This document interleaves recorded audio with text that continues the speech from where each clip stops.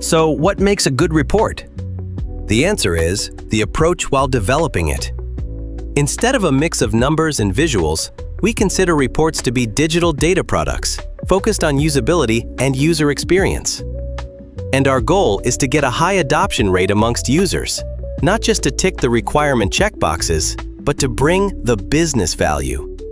The philosophy of doing it right relies on these 5 interconnected pillars. First, purpose. The report must precisely address the audience needs and lead to an action. Next, short time to action. The most important information must be available immediately. The proper information density is about putting just enough information to attract the users and encourage them to dig deeper while creating a possibility to do so. When it comes to attention to detail, each element that makes it to the canvas has a purpose and complements the others. It is not merely aesthetics, it's about adding value and improving user experience. And last but not least, adjusting to audience. The product is only useful if users know how to use it and want to use it. Intuitive design and taking audience's culture and business background into account adds to the user experience and drives high adoption rate. The base for this case study is one of the reports we've built for a well-known charity organization. The broad picture is that the company runs thousands of charity events per year, and the granular process looks as follows. After planning and getting proper permissions, the event takes place, and the person in charge reports its results. For example, how many people participated. Given the nature and scale of the company, the reported results are externally audited. The existing solution relied on dozens of SharePoint lists, where users would manually type in the required information. The process was tedious and prone to errors, which resulted in both mismatches and missing data, as people would naturally postpone the burdensome duty. Because of that, 2 major problems occurred.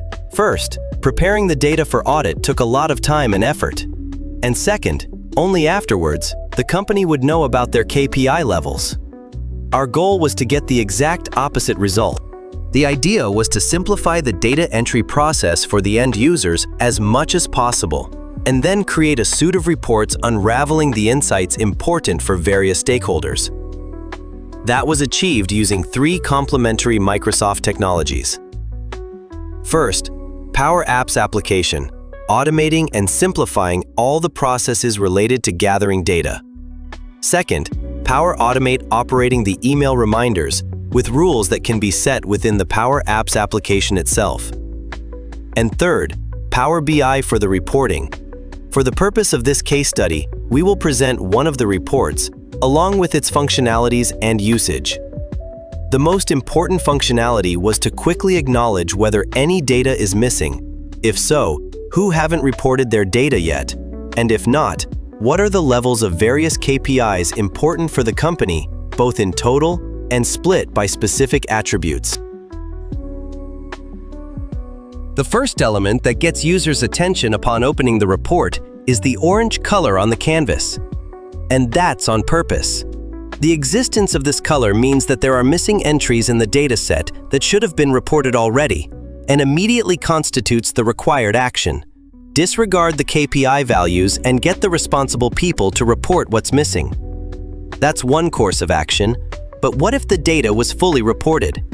We can see that China and Poland lacks the orange color. So let's simulate this by filtering the dataset just for these 2 countries. The report reflects the situation, orange elements disappears, and the user's attention goes to the KPI values. So what if the user would like to know some more? After all, everything is quite intuitive so far, which encourages exploration.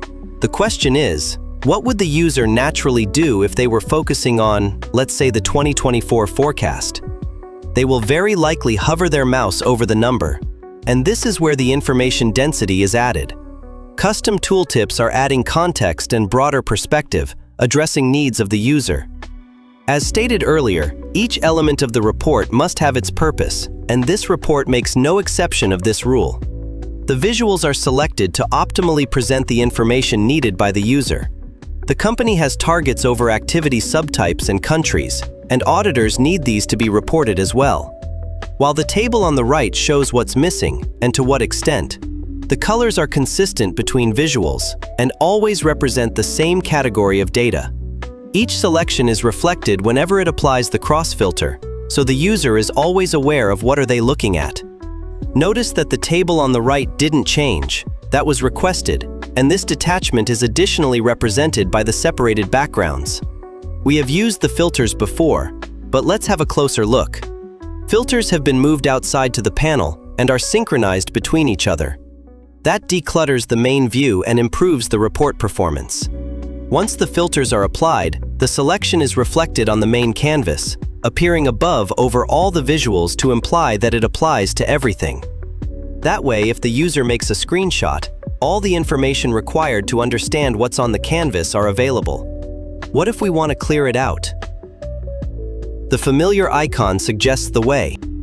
The very last detail that we would like to point out, see the big number? It is not a KPI measure visual. It's a scalable vector graphic generated by the DAX code to bypass the built-in Power BI limitation of 60 pixels height of fonts. This way, we can show the KPI in an appropriate size. And here's the solution for the problematic audit. It takes a couple of seconds to filter the data and request it. The Power Automate will do the rest. This page is also a good example of what a difference the product-oriented philosophy makes. This table checks all the boxes when it comes to the client's requirements and could have been presented as the complete solution on its own. But would you use it? Thank you.